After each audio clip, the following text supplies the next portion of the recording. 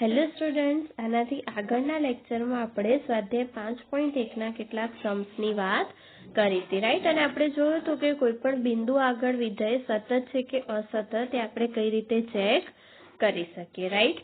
અને તમને કોઈક અચળાંકની કિંમત શોધવાની કીધી હોય તો પણ આપણે કઈ રીતે શોધી શકીએ એની આપણે વાત કરી હતી, રાઈટ? હવે એમાં જ આપણે આગળ વધીએ તો કેટલાક આપણે જે ઓલરેડી વિધેયો જોઈ ગયા, રાઈટ, કે મહત્તમ પૂર્ણાંક વિધેય છે, ત્રિકોણમિતીય વિધેયો છે, એની સાતત્યતાની વાત આપણે ઓલરેડી કરી ચૂક્યા છીએ. તો એનો જ ઉપયોગ કરીને કેટલાક સમ્સ જે છે આજે આપણે જોવાના છે, રાઈટ? તો સૌથી પહેલા આપણે ક્વેશ્ચન નંબર 19 જોઈએ.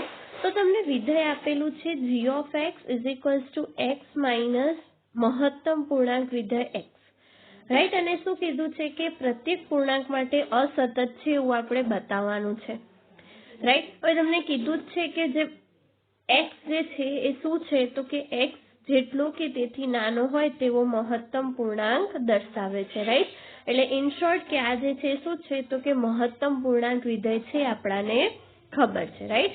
હવે નોર્મલી તમારે નોર્મલ કેસમાં જોવું હોય તો તમે એવું કહી શકો કે આપણે જોયું હતું કે જે મહત્તમ પૂર્ણાંક વિધેય છે ક્યારે પણ સતત હશે નહીં, રાઈટ? તો તમે x માઇનસ મહત્તમ પૂર્ણાંક x જોશો તો એ બી અસતત જ હશે, રાઈટ? આપણે ખાલી શું કરવાનું છે તો કે સ્ટેપ બાય સ્ટેપ એને અસતત છે એવું બતાવવાનું છે.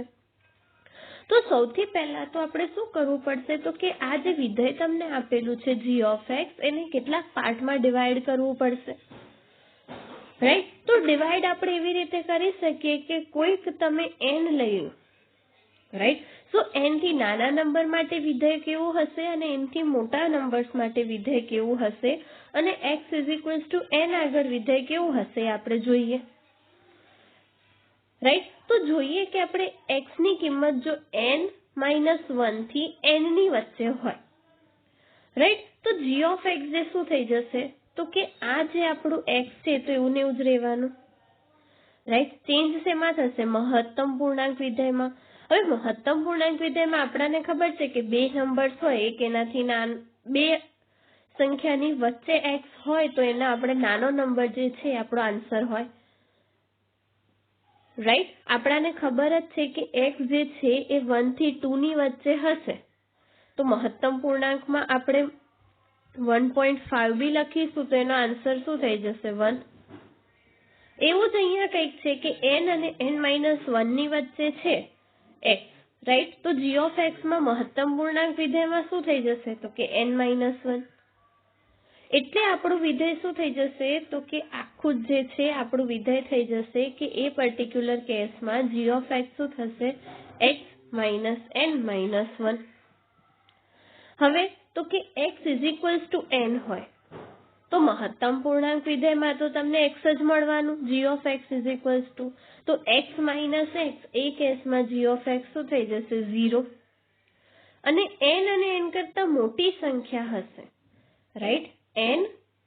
x જે છે એ n અને n+1 ની વચ્ચે હશે ત્યારે આન્સર શું હશે તો કે n, રાઈટ? આ આપણે ઓલરેડી મહત્તમ પૂર્ણાંક વિધેય ભણી ચૂક્યા છે કે તમને ખબર છે કે x ની કિંમત n અને n+1 ની વચ્ચે હશે તો તમને g of x શું મળશે તો કે x minus n, રાઈટ? તો ત્રણ પર્ટિક્યુલર કેસ આપણે લીધા, આમાં આપણે જોયું કે g of x તમને શું મળશે, રાઈટ? ફર્સ્ટ કે તમારું x ની કિંમત n-1 થી n ની વચ્ચે હશે તો g of x શું થઈ જશે?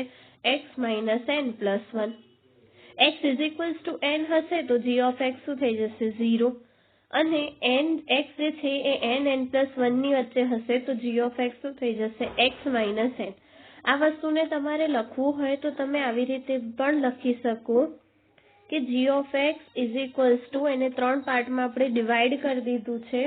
ફર્સ્ટ કે મળશે તમને x minus n+1 ક્યારે? જ્યારે x ની કિંમત હશે n-1 થી n ની વચ્ચે. પછી તો કે g of x શું થઈ જશે? 0. ક્યારે? જ્યારે x is equals to n હશે ત્યારે. અને પછી તમને શું મળશે તો કે x minus n ક્યારે? જ્યારે x છે n અને n+1 ની વચ્ચે હશે ત્યારે, રાઈટ? આ પેલો માનાંક વિધેય જેવું છે, જેવી રીતે માનાંક વિધેયને આપણે સ્પ્લિટ કરીને પ્લસ એક્સ માઇનસ એક્સમાં દર્શાવીએ એવી જ રીતે અહીંયા બી આપણે એનો શું કરી દીધા છે, પાર્ટ પાડી દીધા છે, રાઈટ. અને હવે તો કે આપણે શું કરવાનું છે, તો કે x is equals two n આગળ જ આપણે સાતત્યતા ચકાસવી પડશે, રાઈટ. તો x is equals two n આગળ આપણે જોઈશું કે n થી નાની કિંમતો માટે એટલે કે n ની ડાબી બાજુથી લિમિટ માટે અને n થી જમણી બાજુની લિમિટ માટે તમને આન્સર જે છે એ શું મળશે, રાઈટ. તો સેમ વસ્તુ અહીંયા આપણે શું કરવાનું છે, તો કે હવે સાતત્યતા ચકાસવાની છે, રાઈટ. સો અહીંયા શું થઈ જશે, x is equals two n આગળ તમે જ્યારે સાતત્યતા ચકાસશો તો n નેગેટિવ, અને n નેગેટિવ માટે આપણું જે વિધેય છે એ શું થઈ જશે, તો કે n કરતા નાની કિંમતો માટે તો આન્સર શું મળશે, x માઇનસ n પ્લસ 1.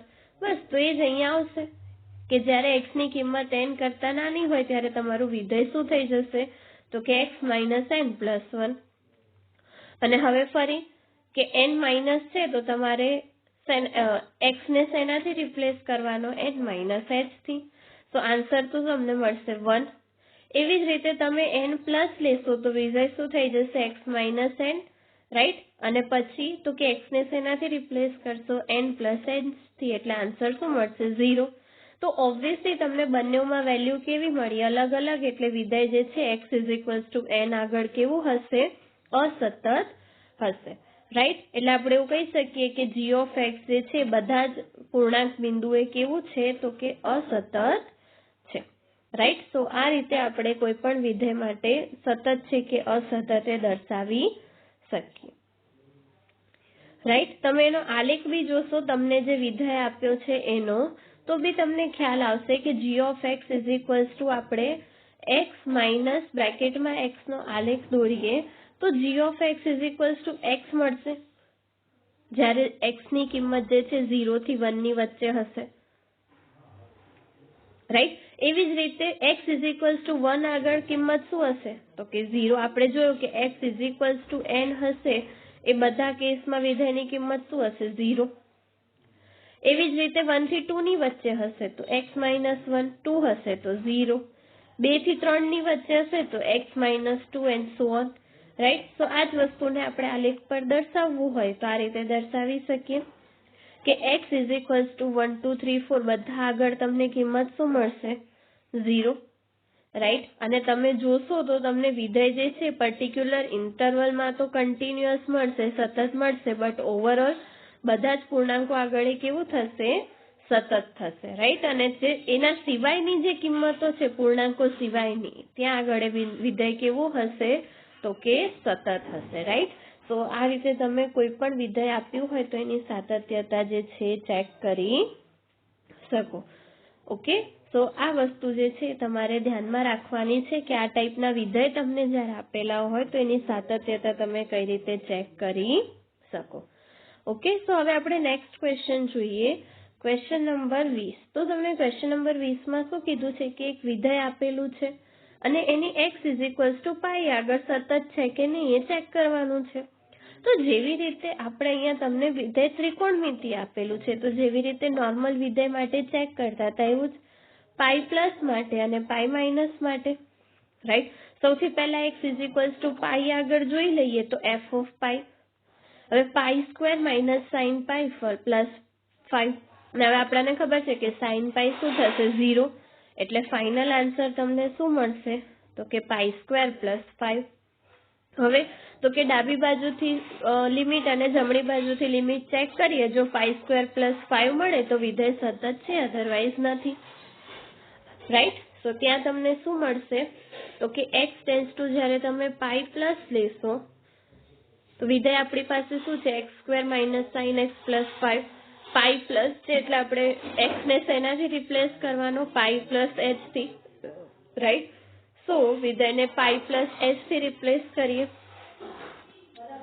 તો એ કેસમાં તમે h ટેન્સ ટુ 0 મૂકશો તો અગેન શું મળશે, પાઈ સ્ક્વેર માઇનસ 0 પ્લસ 5.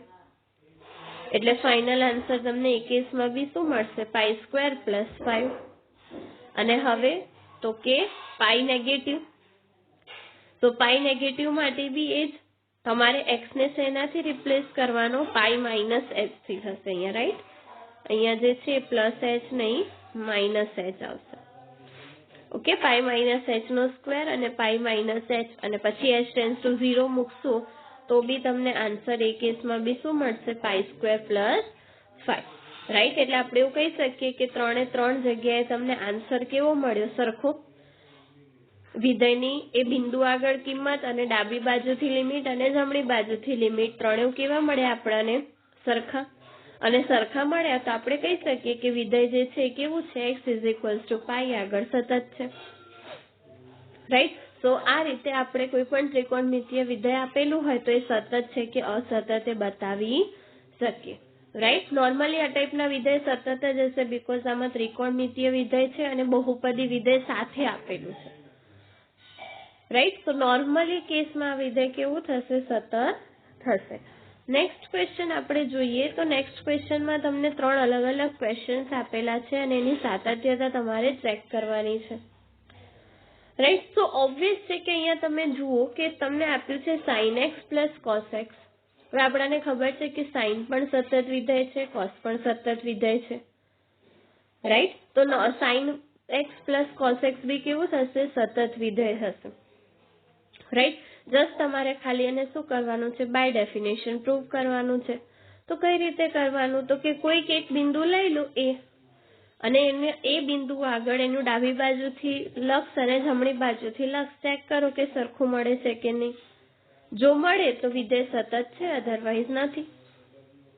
રાઈટ, તો તમારે સ્ટાર્ટ ક્યાંથી કરવાનું? x ટેન્સ ટુ એ positive, sin x plus cos x ને x ને શેનાથી રિપ્લેસ કરવાનો?